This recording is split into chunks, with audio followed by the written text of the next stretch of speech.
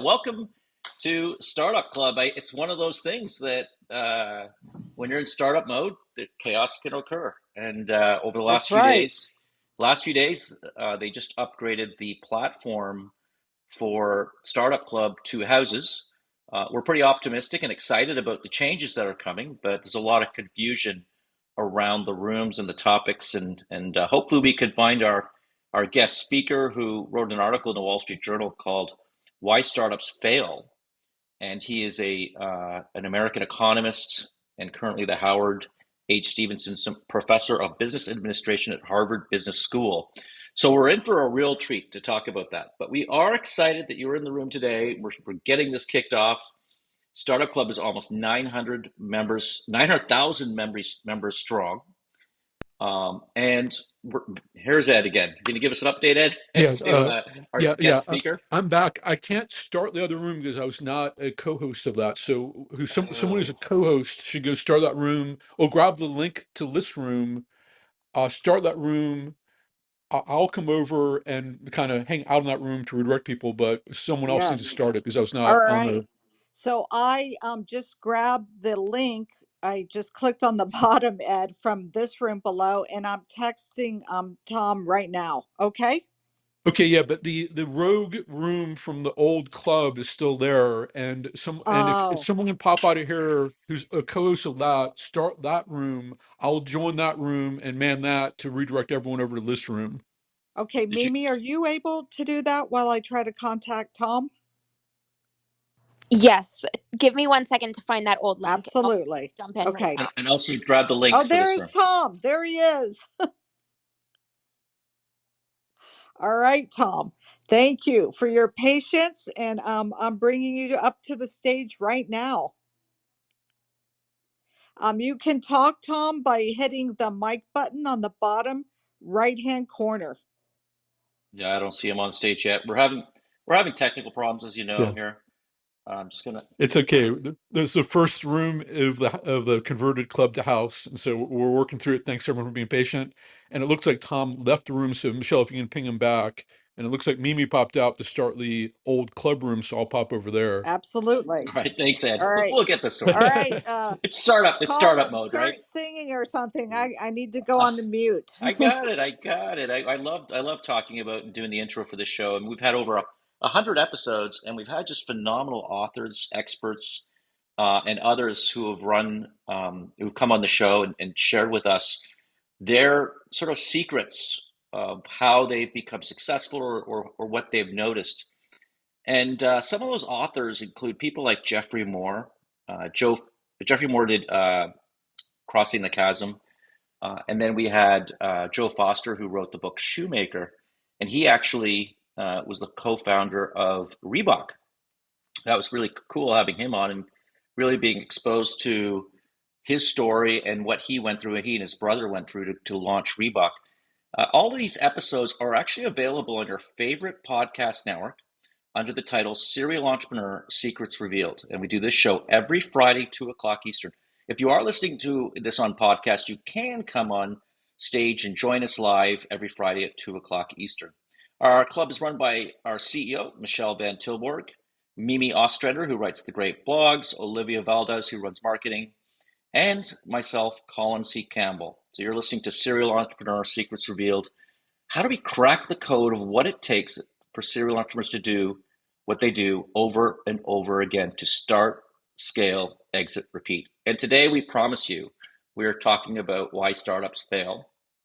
And if you're in the audience and you're interested in talking to us about your startup or why you failed or why you think startups fail, we'd be happy to have you on stage. Ed, do you have an update for us on our guest host? Yeah. I just sent, oh, sorry. No, I was gonna go. You were the one that with the news, so please continue. I just sent Tom the link to this room. Oh, here he And is. he's I'll here. bring him up to the stage. Just sent you an invite to come on stage, Tom. Sorry about that, everybody. I think we'd had 2 rooms set up. Yeah. Yeah. So welcome, Tom There we go. and Mimi. Quick coordination with you. If you can go and restart the old ghost room from the club, I'll go hop in that and redirect people to this room. because a lot of people have that old link on their calendars and so on. So if we can get Loud Housekeeping done, but I can't open that room as I'm not a co-host in that other room. If you can, open it and I'll join you there. Yes, I'll log out right now. Cool. Thanks everyone for your patience. And with that, I'm going to go recreate the old ghost room from the club to send people to this new room in the house. So welcome everyone. Thanks for your patience and welcome Tom. I'll be back later. Welcome. Thank you, Ed. Thank you. All right, you made it. Sorry about that. Colin can explain.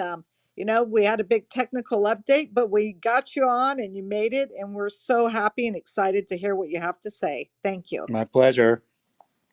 Yeah, absolutely, Tom. And I just as I was introing the show, the topic today is all about why startups fail, and we're so honored to have you here. I read your article in the Wall Street Journal, and we reached out to you. Thomas Eisenmann is an American economist and currently the Howard H. Stevenson Professor of Business Administration at Harvard Business School. So we're in for a real treat today, and if you're catching this in replay, you might not know this, but we actually have a live show every Friday, 2 o'clock Eastern. And if you are here in person, we've done over 100 shows now, and you can catch them on your favorite podcast channel, Serial Entrepreneur Secrets Revealed. Why startups fail? You know what was so fascinating in this topic for me, and the reason why I reached out to you right away, Tom, was that I've been working on a book being published by Forbes called Start, Scale, Exit, Repeat. And the last chapter in the section of Start is why startups fail. And I think that sometimes as entrepreneurs, as founders, we often focus on, the success stories, but the lessons that we can learn from the failures can be so much more powerful. So I'm going to kick it off right away and just ask you the first question, Tom. Why do startups fail? Oh boy. Well, I mean, it's pretty simple at one level, right? They run out of money and can't raise more. That's pretty much why most of them fail. And then, of course, the question is, okay, why did you run out of money, and why don't people have the confidence to give you more? That's where it gets complicated. So the research led to identifying 6 failure patterns, 3 of them for early stage startups, so folks in the first few years, and 3 of them for later stage startups. So, I was surprised at it depends on your definition of failure, which is actually a pretty complicated topic, but one way to think about failure is investors don't make money. And if that's your definition, then a lot of late stage startups fail too. Something like 1/3 of late stage startups fail to make a positive return for the investors. So there's 3 early stage patterns, 3 late stage patterns, and I can get into them. But the big one for early stage is we call it a false start. Just like track and field or swimming, somebody jumps the gun, and in this case, the entrepreneur is so eager to build something and sell something that they skip the upfront work you need to do to figure out whether you've actually building something that people want, and whether of all the different ways you could solve a real problem, have you got the right solution? And that's customer discovery work, to use the term that Steve Blank coined. It's prototyping and sort of exposing people to early versions of the product that haven't taken a whole bunch of energy to create. So the false start is the big one for early stage. And then for later stage startups, we call it speed trap, which basically you get some momentum. The entrepreneur is excited about growing. Investors are really excited. They put in equity at a high share price. Everybody expects continued growth. That attracts competitors. But also, once you hit your sweet spot to continue to grow, you're almost by definition attracting customers that are less interested in what you've got. So you may have to cut your price. You may have to add features. You may have to market harder. So you start to get in a squeeze between the lifetime value of a customer and the cost of acquiring a customer. And meanwhile, inside the company, if you're doing anything that requires humans, packing boxes, answering phones, those folks get hard to acquire them in large numbers, hard to train them. You don't have the systems needed to manage them. So things can get pretty chaotic pretty quickly. And you can find yourself burning through an awful lot of cash. And if the capital markets go bad, in the meantime, you can get in a lot of trouble. Move back a bit to the early stage, and I want to understand why startups do derail, especially what appears to be successful ones and more of a late stage. But going back to the early stage, um, like I'm going to give you an example. We have a company called paw.com in our incubator, and we launch probably about 10 to 15 new products per year, completely created by ourselves, designed by our team, and we take those to market. And I would say the majority, probably about 10 of those fail. They're what we call the false start. I like the way you phrased it. Like they're like sports just the very beginning. They sort of falter at the beginning, but then five succeed, and those five that succeed, we then pour the resources into those, and because of that, we've had a company now 3 years in a row in the Inc. 5000. So ironically, is failure at an early stage really failure, or is it or is it tinkering and trying to figure out, learning, figure it out, and launching the next idea? Oh yeah, no, I mean, most entrepreneurs are going to pivot at some stage. I mean, some are smart enough and lucky enough to sort of nail it right from the start, but pivots are common, and that we don't consider that a failure, particularly if it's. I mean, it's a failure if you don't pivot when you should, or if you pivot too fast. There's such a thing as entrepreneurs ADHD, and so no, I don't consider that part of the failure story here. Failure um, is the venture goes out of business entirely, and or it can sort of struggle on. I don't love the term zombie or living dead, but you do get ventures out there that will never get the money back that the investors put in, but they're generating enough cash to keep going, and so those to me are the failures. And Colin, there is in this way of thinking, there is such a thing as a good failure.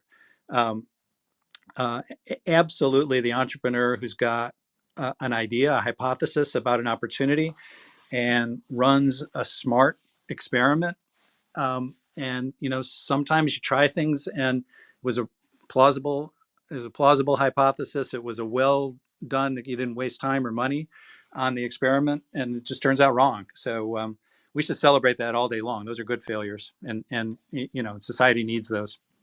Yeah, it's interesting because we actually have a phrase at the company. It's fail more often, fail quickly, scale winners fast.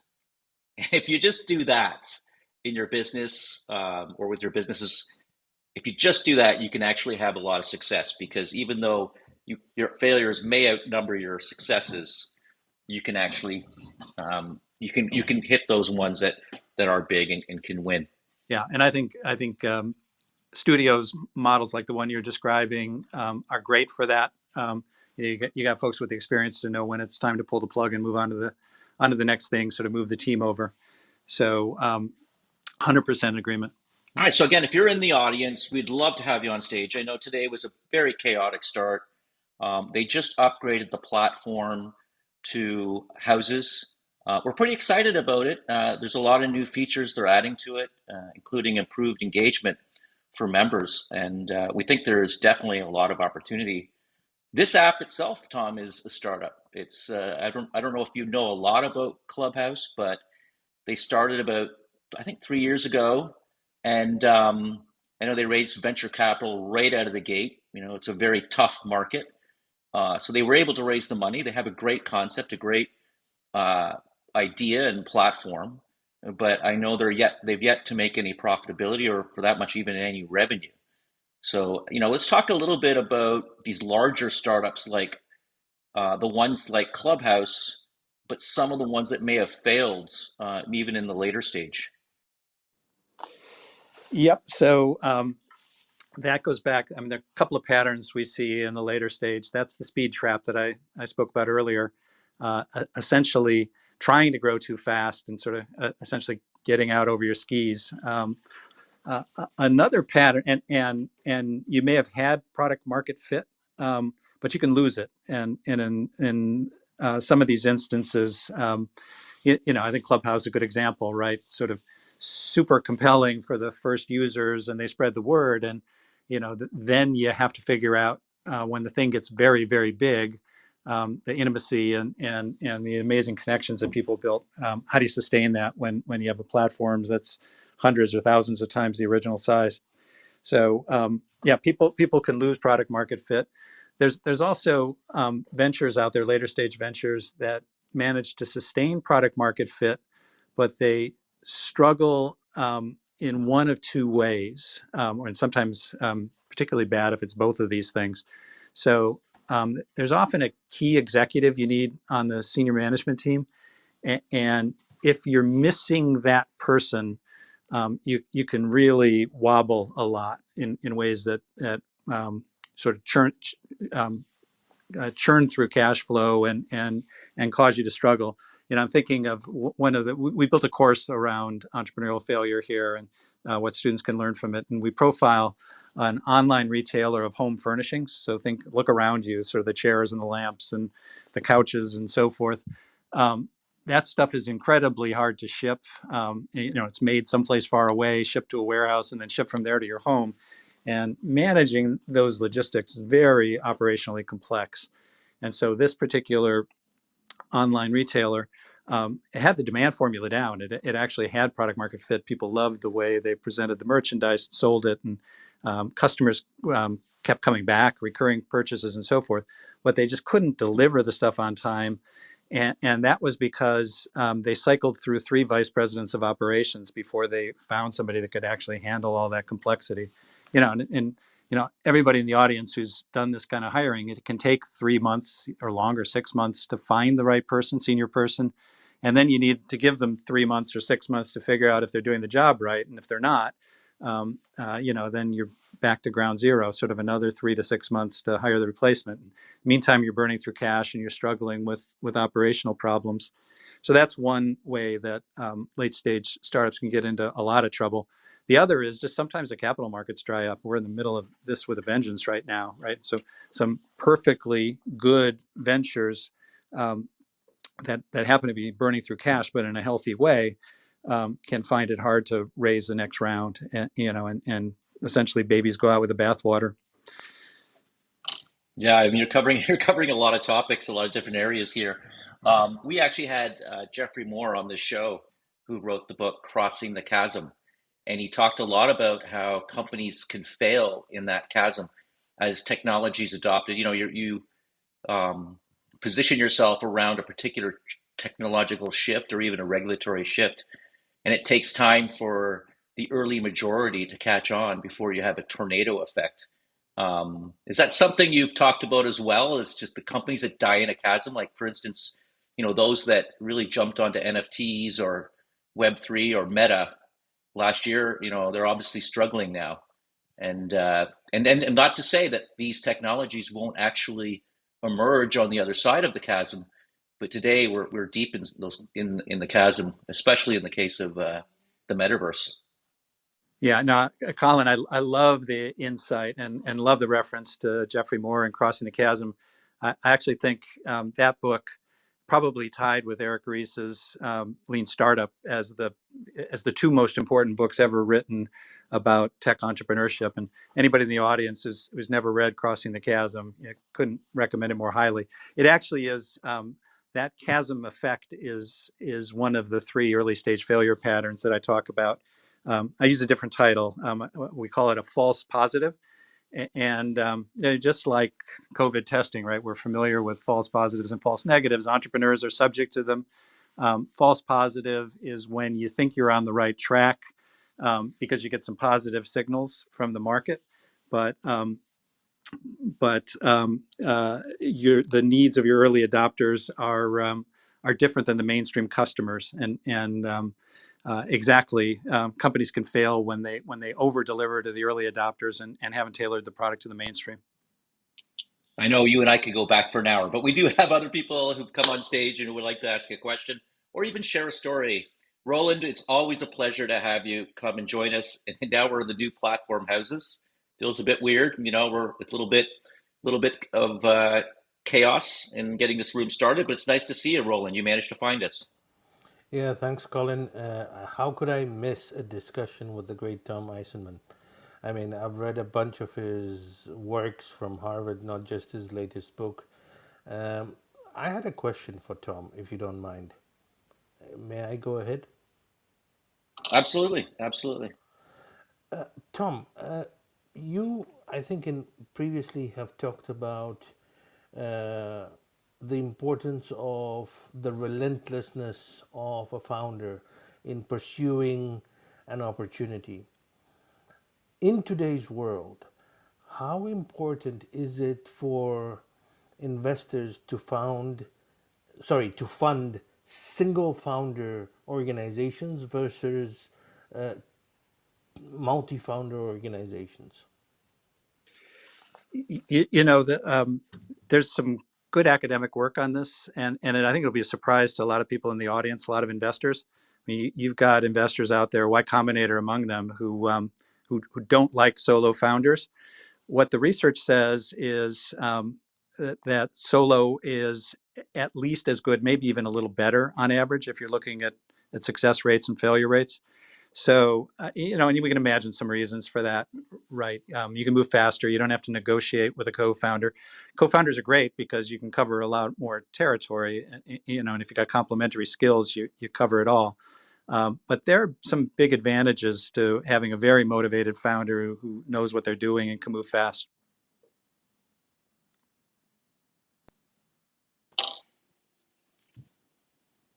Go ahead, Michelle. Yeah, we would agree. We tend to run businesses like that. And I think what you said, Tom, it's so there's a lot of unknown factors, right, in that early time. So you have to really be able to move very quickly and not get, let's just say, for the lack of a better word, inundated with, let's just say, corporate bureaucracy. I love your insight into that, especially the point about the studies. That's inspiring to me personally, and I think it's probably inspiring to a lot of our members.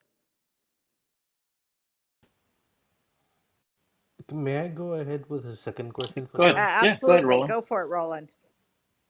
So, Tom, one of the things that investors like to see in in a startup in terms of its growth is traction, customer traction. In today's world and today's market, a lot of startups are banking on social media as a means or tool for their marketing. Can you please dispel the perspective or not of the importance of social media as a means of demonstrating traction versus real sales? Wow. Uh, I'm probably not the right one. There are probably people in the audience who do a much better job with that one. Um, if that's your main mechanism for making people aware of the product, it's going to drive people to the top of the funnel, and then your job's going to be either through an incredibly product-led growth, high-quality product to convert them into customers, or you put them into your marketing and sales machinery. So. Uh, I think it's a pretty good marker. If you don't have it and you're in the kind of business that could thrive with that as an initial source of leads, you probably got a problem. So I think it does mark some traction. Thank you very much. Over and out. Yeah, I wanted to just go back a little bit here. You talked about, solo founders versus partnerships. And I've been sort of it's a really difficult one, but in a lot of cases, small businesses do well when they have partners who complement themselves.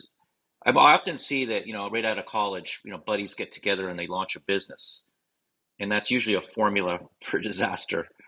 But when you actually have the right complement, like the right profiles complementing each other, somebody's really good at sales and someone's really good at operations and somebody's really good at technology, then you can actually see the benefits of that partnership.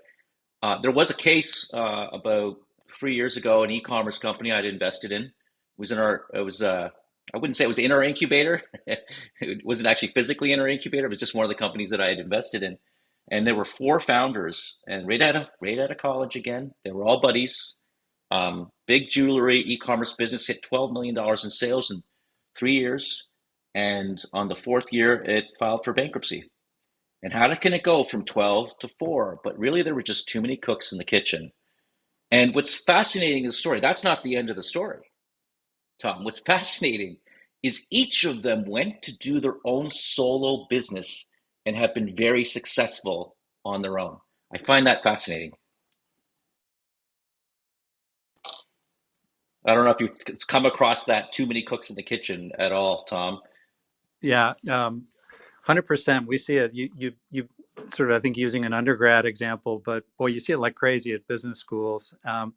And the folks who go to business school tend to be very look-alike in the skills they bring and the attitudes and values they bring. And one of the failure stories in the book is a pair of co-founders who were great friends who vowed to never let disputes over the business interfere with the friendship. And so essentially they were co-CEOs and had to talk through every major product decision that they make, every strategy choice. And it slows you down and ultimately creates a lot of conflict. So complementary, as you point out, super, super valuable. I'm former students who are the founders of Cloudflare, the internet infrastructure public company now, and I love the way that they talk about this, which is a series of circles, like creating the Venn diagram, where you want, and they had three founders, and they want the circles to cover as much territory as possible, sort of spreading out away from each other, but there still has to be a big enough intersection between the circles that they can find common ground and actually work together. I think it's a really nice metaphor. So complementary is important, and it's complementary not only it's functional skills. You know, you're the tech person, and I'm the marketing person. It's also complementary on mindset, right? Attitude, like the outside person who just loves working with investors and customers, you know, versus the inside person. So there's a lot of different ways to complement each other, but if they're too similar, it's a prescription for trouble. Yeah, it's funny you say that, the tech and the marketing. Back in 1992, my brother and I started an ISP, and all he cared about was the plumbing and electrical, the actual, the how it actually worked. And I was like, okay, how do people use this actual technology? How can we actually market this technology?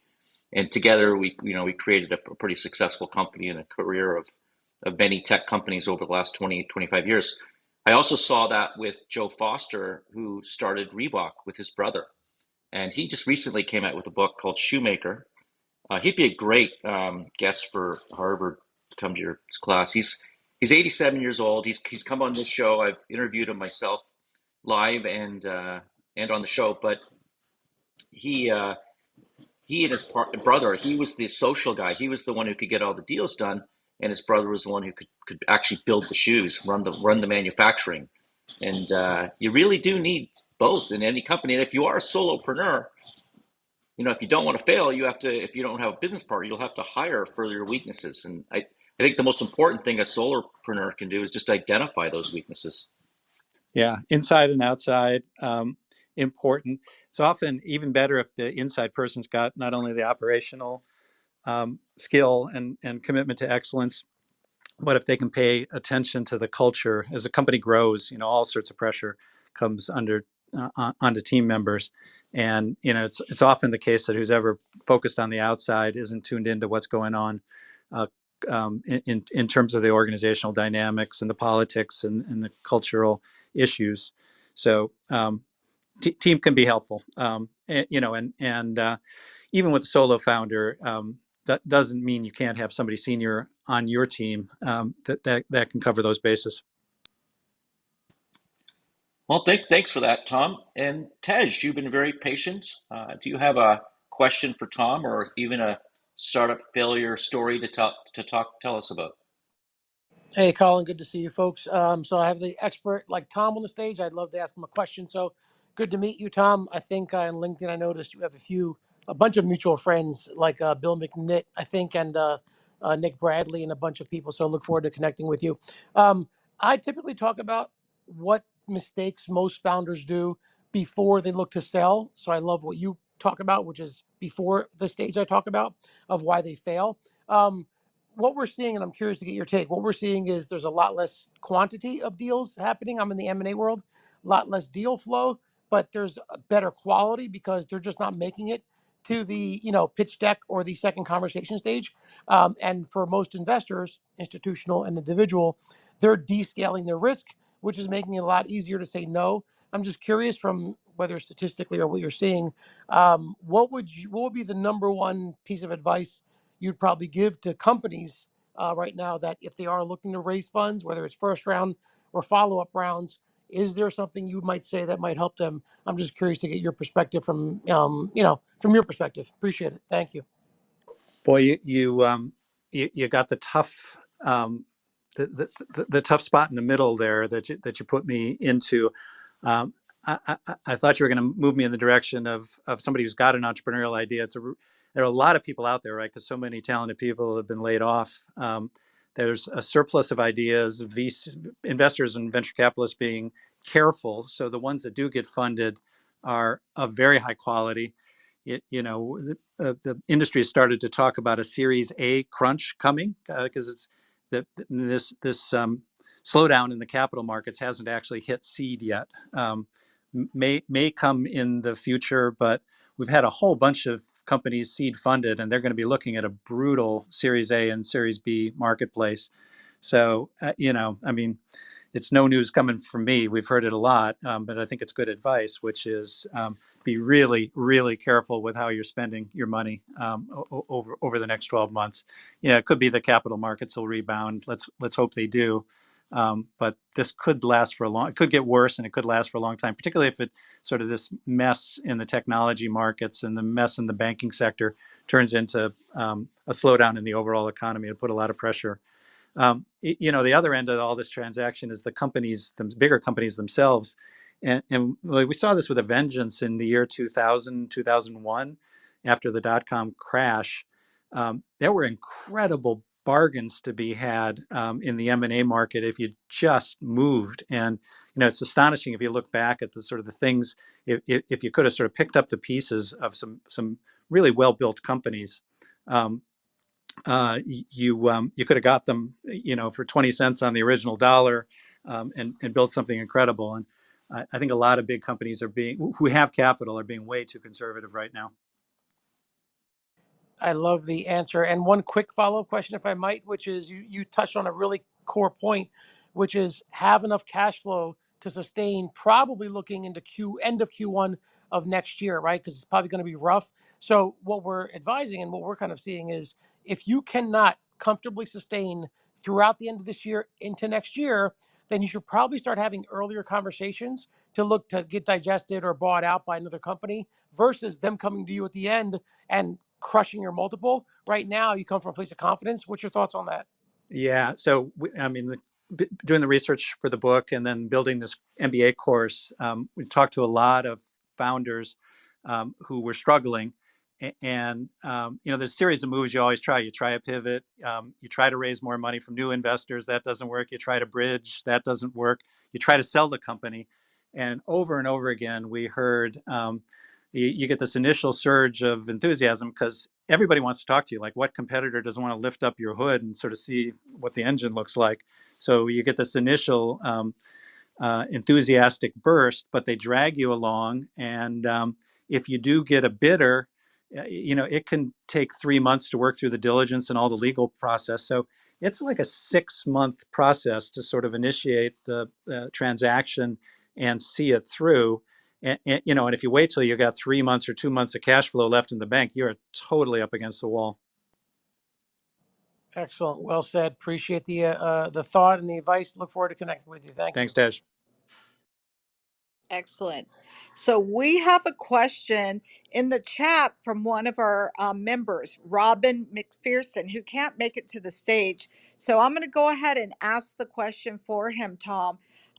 Robin would like to know, how much data do you recommend that people gather before starting their product or service? So how much data, like, how do you know you have enough, and how do you get started? Data comes in a lot of flavors. there's the data on how big is the market opportunity, sort of the total addressable market, the market sizing. And we do see founders that start something that is just too small, and there's no clear path to making it bigger. You know, in the Jeffrey Moore world, sort of knocking over the dominoes. You know, start with the first one, or use the bowling alley metaphor. Um, so the thing that founders got to be careful with there is, you know, it's tempting to put the $1 billion number in the pitch deck. So you got to be careful about the data you use to actually be realistic with yourself about whether you're pursuing a big opportunity, and the data you might be tempted to use to pitch to investors, and not to get confused by your own sales pitch. The other kind of data is validation for demand, and it's not hard data in the sense, you know, giant database. It's just basically putting a minimum viable product, a facsimile, a low fidelity version of the product in front of somebody who might realistically be a customer, and seeing how they react. You know, in the best of all worlds, will they commit to buying the thing in the future, right? Put a deposit down. And so those are small, it's not a lot of data, but it's absolutely crucial data to validate demand. Those are the two things I think that the early stage founder needs, right? Validation of demand through well-run experiments with prototypes, and a realistic assessment of the market size. What's interesting there, Tom, is I often see a lot of entrepreneurs think that because the market is so huge, if I could only get 0.001% of the market, then I'll be making $10 million a year. Versus a market where it may be a $100 million market, and they could get 10% of that market and have in some ways, a better shot at getting the 10% of that market. Have you come across that as well? This. I mean, I hear it way too often in investor pitches and whatnot, where they say, "Oh, if I could just get 0.01% or whatever of the market." That's probably a founder who's got too broad. I mean, classically, lots of entrepreneurs want to go for the big opportunity, and sometimes it works, right? Drew Houston did it with Dropbox. File management was a gigantic opportunity, you know, and he didn't need a very big piece of that to build a good business. He captured a big piece of it and built a great business. So sometimes it works, but usually the advice you get from a lot of investors, which is to narrow in early on and capture a big share of a small market that loves what you're doing. Much better way to go. Well, that's great. Well, we're lucky to have Giuseppe in the room as well. He's a real estate investor, and it's interesting. You talked about all these external factors, Tom, that can occur in business. We also have a real estate business in our incubator, and one of the challenges that it's experiencing is high interest rates. And I'm just curious, Giuseppe, if that's something you might be able to talk to, or if you have a question for Tom or a startup failure story. Yeah, I have a question, and if I can say the same thing about my experience, Tom, it's a pleasure to meet you. I'm Italian. Yes, real estate. Everybody know me about real estate, but business or entrepreneur and startup is my passion, because in Italy I had in the same moment over 100 company, restaurant, hospitality space, franchising, vitamin store. I love to learn from you why for me startups business when they start they fail is because sometimes they comparison themselves to other people. One example, everybody talking about Airbnb. About my experience in USA, 50% they jump in the Airbnb space, they lost money, they don't make money. Why? Because when you compare yourself to other people, they make money, you don't know them background, knowledge, experience they have. For this, any targeted market, you need to jump, you need to understand if you are ready or not. About your experience, in moments like this, everybody, the focus is a problem, pandemics, recession, inflation, bankruptcy, all the problem. What is the step people need to do in this moment to build as a focus for the make a deal, use the problem as opportunity?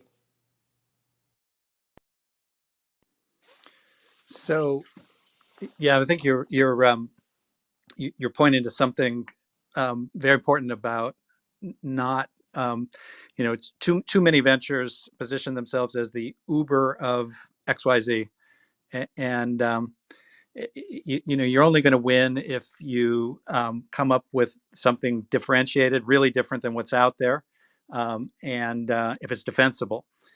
And the more you're cloning somebody else's idea, if it's their business model applied in a different place, maybe that'll work. But you got to be very careful with simply matching somebody else's idea.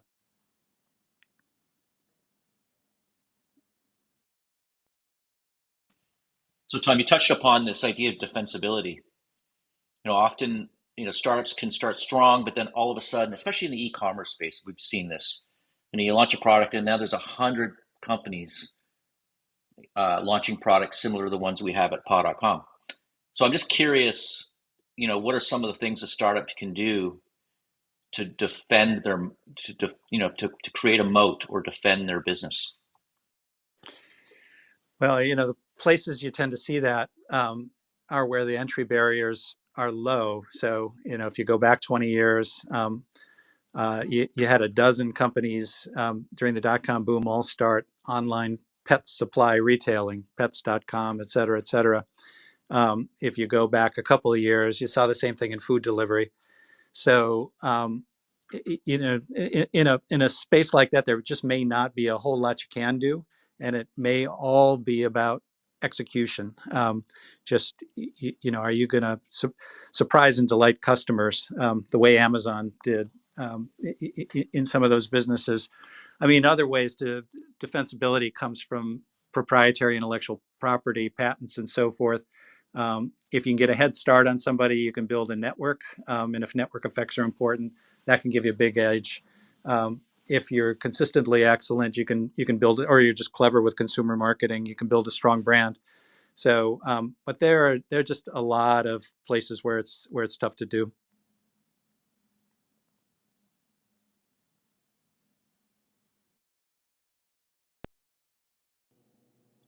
Awesome. All right. I want to do a real quick reset of the room. We have the privilege of having Tom Eisenmann here from Harvard Business School.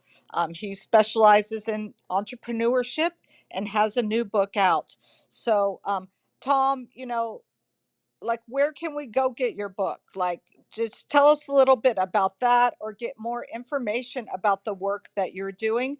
And then anyone else interested in coming up and asking a question, please do so. This is a rare opportunity to talk to someone who's extremely knowledgeable and researched in this area. So, Tom, like, how do we, get in touch with you, hear more about your studies? Where do we go? Thanks, Michelle. Well, the book's obviously on Amazon. It's called Why Startups Fail. If you're in a Commonwealth country, the identical book, weirdly, publishing world is pretty weird, is called The Fail-Safe Startup. And if you want to see the research I've been doing on entrepreneurial failure, get a feel for it. There's a website. I've got a website called whystartupsfail.com. It collects sort of good, deep description of the book and some of the articles I've written coming out of the book, a description of the course I built in our MBA program and have since handed off. And there's some pages there that collect pretty much anything a smart practitioner ever wrote about startup failure, which I think would be really interesting to a lot of folks in the audience. Amazing. All right. Thank you for that, Tom. I know I'm going to look into that myself. But we have Colleen on the stage. Colleen is working on some amazing projects that are, to minimize environmental impact. So, Colleen, tell us your question or give us your story, please. Thanks, Michelle. Thanks for the invite, and pleasure to meet everyone. Interesting, Tom. Interesting book. I have a great example of where investors fail. in 2015, I was nominated for the 2015 Cadeva Award, which is Global Sustainability, which was sponsored by Reuters. I was nominated by a woman scientist from France. And global sustainability, way back then, was not as hot as it is now, but at that time, the new hot thing that came out was ocean cleanup. And so he was also in the, I guess, competition, as you would say. And so when the competition was finished, they phoned me and said, "Oh, by the way, sorry, you didn't win." And I said, "May I ask who won?" And they went, "Ocean cleanup." So, well, that's very interesting. And I do agree the ocean needs to be cleaned up. But he's not a global solution. He's actually a routine handling a symptom. He's going to be driving around the ocean forever. There's no return on that investment. And I'm actually the solution that terminates the issue at the source. So, transforming distribution to terminate the waste. I thought they would be brilliant and backpedal and fund both of us, but they did not. They continued on with him, and there's a great write up right now that was on LinkedIn by an environmental lawyer going, "What on earth are they thinking?" He's actually not, he's cleaning up what keeps going in. And what a how poor of an assessment that truly was, when it should have been my startup that should have been promoted. And so I've seen this the whole time in doing my work. I just thought I'd bring that up, that I think there's a lot of problems within the economic development era, and I have tons of examples why startups fail is because there's very poor assessments, maximum fragmentation, and it's all about the deal. It's not about the environment or anything at all. It's a very interesting concept. I have pure examples of everything that I went through. I can't wait to do a movie to show what actually happens. So thanks for letting me speak. Any questions? I'm glad to answer. Hey, Thank you. Colleen. So first, on behalf of the planet, thank you for the work you're doing. Second, just a question, which is that example you gave, were those for-profit investors or was it not-for-profit grant giving? I believe that was not for profit grant giving. Apparently, they paid him $30 million, and I think and has a ongoing operating cost of $20,000 a day with no return on that, by the way, and they're not Yeah. happy. Thanks. So a couple of reflections here. You know, when I did this work and taught the course, got some questions from folks in the social impact world about whether the failure patterns were different for not-for-profits and for companies oriented, and the answer is 100% yes. And one of the surprising things is a lot of not-for-profits, as you say, they're subscale, right? There are a lot of foundations, grant givers, rich people out there that are happy to put their name on a thing or beside an important cause, and happy to keep it just alive. But you end up with a whole bunch of activities that are too small. And if we just did them at a bigger scale, we might have bigger social impact. So the failure pattern is very different. And then on the for-profit side, boy, I can't tell you the number of entrepreneurs who say, I knew what I was getting into when I took venture capital, but until you've actually lived with the pressure for hyper growth that comes with that, you can't know what you're getting into. Do you often see companies that take venture capital uh, resulting in a bad outcome, or is it? Often you hear about it and everybody says, "Oh, got venture capital. It's like they won the lottery." And I'm thinking, well, wait a minute here. Have you heard of a concept called liquidation preference? Are you Yeah. aware that this is your new boss? Have you got some thoughts on that? Yeah, I mean, we see this like crazy at business school. I mean, if you go to a top business school these days, you kind of assume if you're going to be an entrepreneur, the only worthwhile way to be an entrepreneur is to take money from a venture capital firm. And all the entrepreneurs in the audience know there are many, many other ways to fund a startup, including bootstrapping, but there are banks out there, and there's smart ways to use friends and family. The pressure comes when the entrepreneur is, I mean, the venture capital model is make a very, very, very large return on a very small fraction of the companies in the portfolio. So they got to push everybody to have that kind of gigantic payoff. And of course, that means taking lots of risks along the way. And if you're a VC with 40 companies in the portfolio, that's just great. If you're the entrepreneur who's got one turn, to take that kind of risk when you could be building something slow and steady and sure, it isn't necessarily the way you want to go. And until you've experienced that, you can know in the abstract that they're going to push you for hyper growth, but until you've lived with it and the pressures that come with it. So that's where I've seen a lot of failed founders regret the choice of taking the VC. Yeah, and I believe it was a stat from John Mullins who wrote Customer Funded Startup, and I was just searching for it right now, but he had mentioned in one of the shows here, it was something like 92 or 93% of companies on the Inc. 5000 don't take venture capital. The vast majority don't, and that's a fact. But yet, our society seems to be enamored with it, and everyone's focused on, how do I get venture capital? And you talk about zombie companies. I have a company that I'm working with right now that raised $60 million in venture capital, and the founder spent 15 years working on this company, and the company's not worth more than 10, $15 million. And the fact of the matter is the venture capitalists get paid first, and that particular individual is no longer working at the company, and he spent a good portion of his life working on it. But had the venture capitalist taken the same risk as he did, he may have still walked away with $3 or $4 million, which isn't that bad. At least it's better than nothing.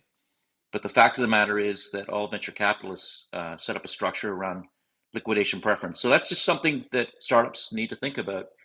And the other thing that we see with a lot of venture capitalists funding is that there's a lot, when the money comes in, the expenses go up. And there's a lot of spending, a lot of waste. And I guess, it depends on the time. Obviously, .com era, and then the crash, and then we had the tech crash of last year.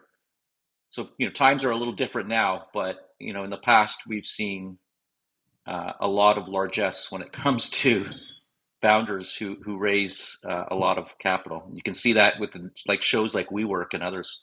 We have a few minutes left here. Let's go popcorn style. Anyone want to jump in, Colleen? Jump in.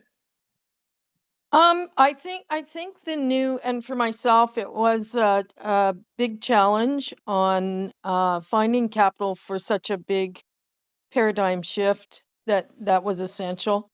That is still essential. I have 5 revenue streams, and so it came about with full project funding from the EU climate bonds. So I moved away from VCs because I couldn't get what was needed, and you have to find the bond.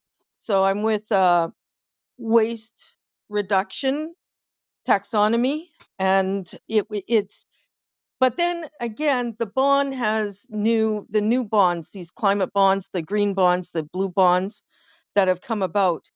That the process failure is there has to be uh, funds prior to the bond coming to market. In other words, you need a guarantor, you need the money for the cash for the insurance.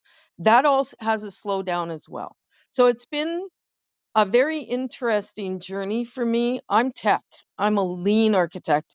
I've won many awards in streamlining process architecture. That's why I started what I started, because I was told recycle wasn't working. And then we have the global plastic. And then I realized I was actually solving 2 problems, not just one: the global plastic waste crisis and recycle, and all these issues of. So it's been a journey. Can I just say there's lots of work to streamline a lot of this slowness. When a world is in crisis, finance needs to be streamlined, and it doesn't have it. There is lots of design that I have that will be coming after. I can hardly wait to fix a number of things that I've seen going through what they call economic development. Thank you. Yeah, good luck with that, Colleen. My head spins. I've got a lot of students trying to sort out the world of carbon offsets, and my brain doesn't work fast enough to follow them. So there's definitely entrepreneurial opportunity there, and wish you the best of luck with it. And you also see the passion, right? And often I hear people or entrepreneurs or startups or founders try to launch a business to make money. But Colleen, I mean, she's got passion. You know she's going to stick with it. She's going to stick with that roller coaster, the ups and the downs. It's been a while. I'm a redhead. It's almost like get out of my way is what the word is. Thanks. She is an entrepreneur. That was amazing, Colleen. So we have a question from the audience before we come to an end here that I want to get to. Mitch asked, um, Dr. Eisenman, you talk in your book about graceful endings. Can you tell us any practical suggestions on how to really deal with a failed startup? Oh, thank you for that question. I actually think the last couple of chapters of the book are the most important, which is, the first part of the book is about how to recognize these patterns and try to avoid them. But inevitably, if you do your best, you're still going to fail. So uh, a graceful exit is one where you have timed the shutdown in ways that you still got enough cash in the bank to pay everybody that you owe money to, vendors that you bought things from. You can fulfill commitments you made to customers. You can give your employees a couple of weeks of severance and give them help in finding jobs. You don't owe your equity investors anything. I'm not saying. I mean, it's nice if you can give back part of what they put in.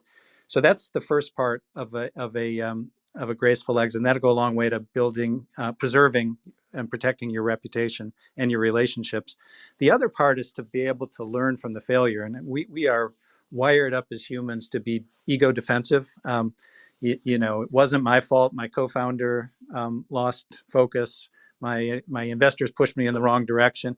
It's very, very easy to blame other people, and especially with the pain, just I'm sure there's lots of folks in the audience who've had failed startups. Just you are the startup, right? The entrepreneur, your identity is all wrapped up. So if it fails, you failed, and you can't escape from that.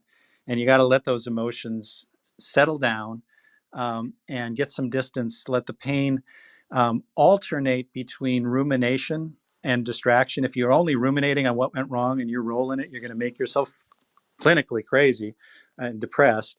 If you only go for distraction, sort of exercise, yoga, side projects, you'll never really piece together what went wrong and what you can do differently. So alternate between rumination and distraction, get some distance from it, and make sure you learn. And if you can explain to others what went wrong, what you'll do differently next time, and if you've had a graceful exit in terms of protecting those relationships and paying people the money you owe them, I think you'd be well set up for doing it again. And research shows that half of failed founders found again within the next 5 years.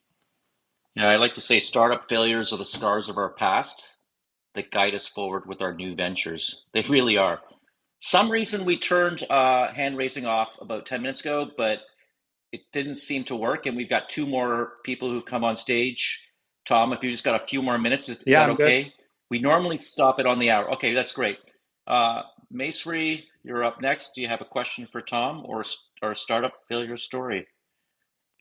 Yes, thank you, Tom, for joining us today, and thanks, Michelle, for inviting me.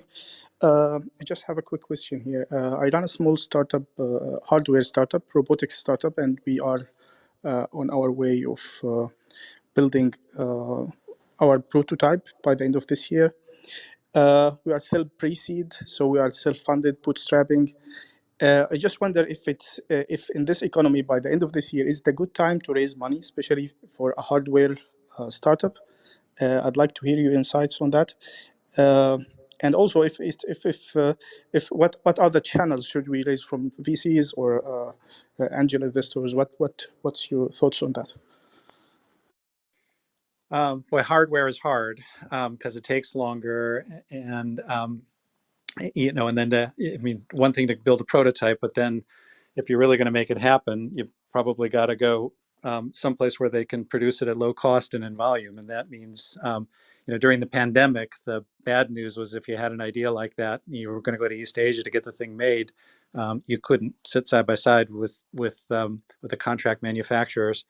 So I think the good news is we've worked past a lot of that. Uh, there are, I think, more investors out there, venture capital firms and other firms that have gotten comfortable with hardware and how to coach founders who are doing this. So, um, uh, and I think, as we said earlier, the good news is so far, with all the pressure in the capital markets right now, we haven't seen the kind of reduction in seed funding that's hit the later stages of the venture cycle so hard, sort of Series B and so forth. So I just keep plugging away. The more you can show a well-developed plan, working prototype to the investors, the better you should do. Yeah, thanks a lot. Great. Vahid, you're last up today on the show. You have a question for Tom or a startup failure story? Hey, good morning, everybody. Thank you for being here. Yeah, my question would have been like, what would be the best way to make the decision that if you are going to raise, obviously you're giving up a portion of the company and you're raising money versus going slower and not raising money? What would be the top maybe three factors that would come into making the decision on either side?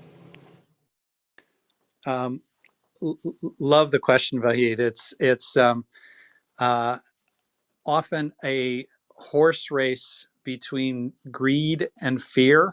Um, if you are going to raise, you got to decide how much to raise too. So not only when, but how much. And the greed is, boy, if I just raise the absolute minimum right now and make progress, I can raise more later at a higher valuation. So if I take a lot now, I'm going to suffer a dilution because I haven't proved out my milestones. So on the other hand, if you get greedy and you try to do everything on a shoestring, and it takes longer than you expect, you have to do a pivot. The customers don't materialize the way you thought to, or the technical challenges turn out to be harder. You can run out of money and kill the venture. So you just have to search your soul about the amount of risk you're willing to take and where you are on that greed versus fear spectrum. Fear of running out of money and greed having to do with minimizing the dilution. But I think in general, though, a founder, I mean, the right approach for a long time now is to make as much progress as you can and get as much traction as you can, so you raise at a higher valuation later. But you can carry that to the extreme and not make any progress, because sometimes you just need money to move. You need to hire people. You need to do some marketing. And if you need outside capital to do that, just go get the capital. But be careful about how much to take. I appreciate it. Thank you. If I can have one more follow up on that, my question would be, would it be okay? I feel like a lot of VCs or a lot of investors, they kind of they imagine what the growth could be and what the potential could be versus you going slower, generating income. Then they're not maybe using their imagination of what it could be, because if you are in the process for a year and a half and you're making, let's say, $100,000, would that hurt you versus going initially and just speculating what you're going to make versus now it's been a year and you're making this? Uh, I think a professional investor is pretty good at looking at your projections and figuring out whether they believe them or whether they're going to give it a haircut. And I think entrepreneurs are less good at thinking realistically about how big the business is going to be. There's a movement out there. I'd encourage everybody to research the zebra movement. We VCs want unicorns, and the zebra movement is an approach to sharing the upside with investors in ways that allows a business to grow slower. So zebras travel in herds as opposed to unicorns being zebras are real, unicorns are imaginary. It's a pretty cool way of thinking, and I think good for a first time investor, or excuse me, a first time founder to think about whether that's a better kind of approach for them, this sort of zebra approach to investing. Thank you so much, Tom. Well, you've been listening to Why Startups Fail, a New Roadmap for Entrepreneurial Success, written by Tom Eisenmann. And I know we've ordered 2 copies to our office. We have a library of books that we put together from guest speakers at the office. And I know a lot of people will get a benefit from reading this particular book. We run an incubator with about 10 different businesses in it. So this is definitely something that can really help you out, because if we can learn how to avoid these failures, then we can focus on the successes. This is the Serial Entrepreneur Secrets Revealed you've been listening to. If you don't know this already, we have a podcast. This is syndicated through that podcast network. You can go to any of those networks and search for Serial Entrepreneur Secrets Revealed. We'll catch you next Friday, 2 o'clock Eastern. We have some really big speakers coming in, like Tom, but you wouldn't know Tom was coming in today. And it was even we didn't know if Tom was going to make it in today. It was a bit of a bumpy start. Sorry about that, Tom. It was just a brand new upgrade of an application. We had 2 multiple rooms set up, and it was a bit of a mess. But that's how sometimes that's what life is like in Startupville. But you wouldn't know unless you're on the email list. If you go to startup.club and sign up to that email list, we only send out announcements about speakers, and we do it once every couple of weeks. We have some phenomenal speakers coming on next month as well. So thank you, everyone. And I am following you, Tom, now on this Clubhouse app, and really enjoyed your session here. Thank you very much. Thanks, Colin, and thanks everybody for listening. Amazing session. Everyone have a wonderful weekend and be well. See you next week.